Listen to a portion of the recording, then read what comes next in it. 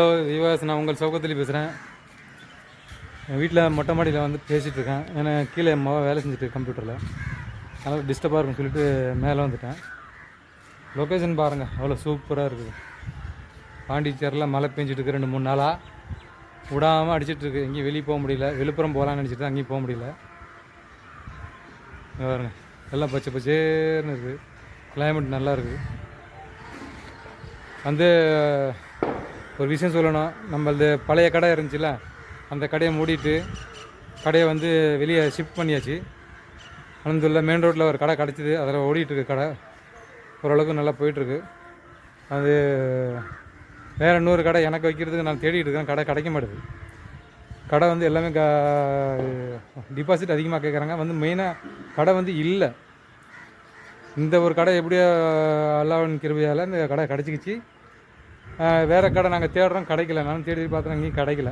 கடைக்கு தள்ளி தள்ளி கிடைக்குது, அங்கே வியாபாரம் ஆகாது. பழைய கடையே இருக்குது, அது இப்போ அதே கூட நடத்தலாம். ஆனால் வந்து அதில் கஸ்டமர் வரமாட்டாங்க, ரொம்ப உள்ளே இருக்குது அந்த கடை.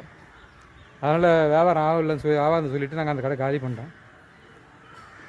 அதனால் இந்த புது கடைக்கு வீடியோ நான் ஒன்று போடுறேன், சின்ன வீடியோ பாருங்கள். திருக்கனூரில் நம்ம கடை இருக்குது. திருக்கனூரில் விழுப்புரத்துலேருந்து பாண்டிக்கு போகிற வழி தான் நம்ம ஊர் திருக்கனூர்.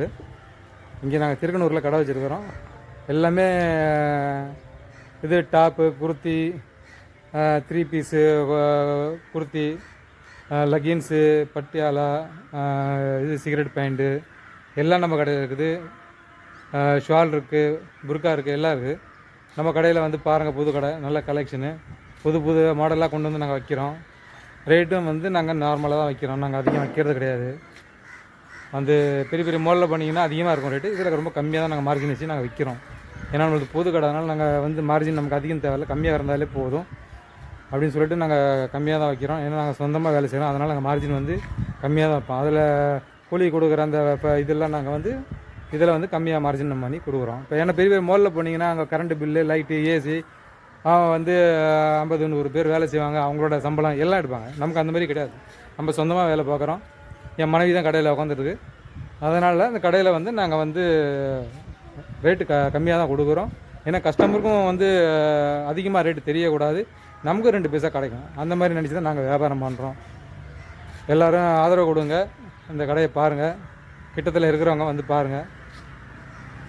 ஓகே, பாய்.